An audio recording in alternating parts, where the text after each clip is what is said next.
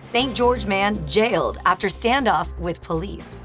A father and son duo win big at the Telly Awards. And your local weather forecast coming up with highs, lows, and everything you need to know for the days ahead. You're watching St. George News at 5, brought to you by our studio sponsor, We Win Injury Law. Good afternoon, I'm Monica McLaughlin.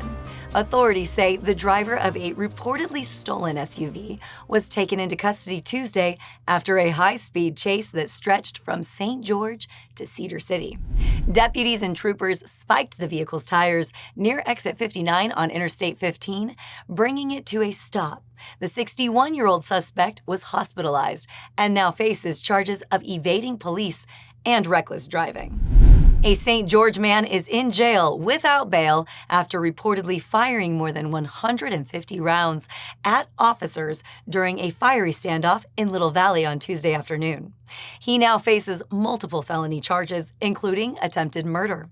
Let's check in on the latest of what led to the gunfire and the dramatic arrest.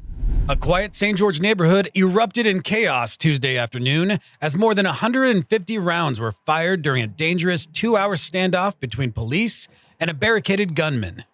Police say it began just after 2:30 p.m. when officers were dispatched to a domestic disturbance at a home on East Segmiller Drive in the Little Valley area. As officers arrived on scene, they were met with gunfire, and at some point there were shots exchanged between a suspect who was in a residence and also police officers, initial responding officers. That was St. George Police Chief Kyle Whitehead. When officers arrived, 41-year-old Benjamin Lewis Hansen had barricaded himself inside and immediately opened fire, striking several patrol cars and nearly hitting officers who had just taken cover. Authorities from multiple agencies quickly locked down the area, but the danger escalated. Hansen continued firing from inside the home, aiming at objects officers were hiding behind.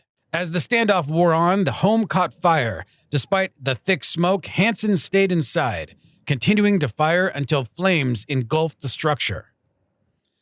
Just before 5 p.m., Hansen stumbled out, suffering from smoke inhalation, but police say he refused to cooperate and was tased before being taken into custody. Inside the jail, Hansen admitted to firing more than 150 rounds and indicated that he was under the influence of alcohol and cocaine. The investigation remains ongoing, and prosecutors say additional charges may still be filed.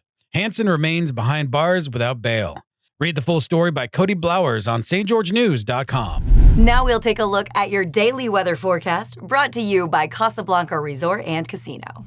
The forecast is heating up across the region. St. George is currently sitting at 107, with tonight dipping to about 78.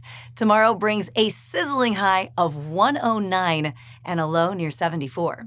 Over in Mesquite, it's a toasty 111 right now. Tonight's low will be around 82 degrees, with tomorrow topping out at 112 degrees before dropping to about 79. Cedar City is at 92 right now, cooling to 60 overnight. Come tomorrow, the high will reach 93 degrees, with the low around 57. These highs will bring dangerously hot conditions, especially in St. George and Mesquite. So limit your time outdoors, stay hydrated, and don't forget sun protection. Breezy conditions are expected this afternoon, and red flag warnings remain in effect for fire-prone zones across the area.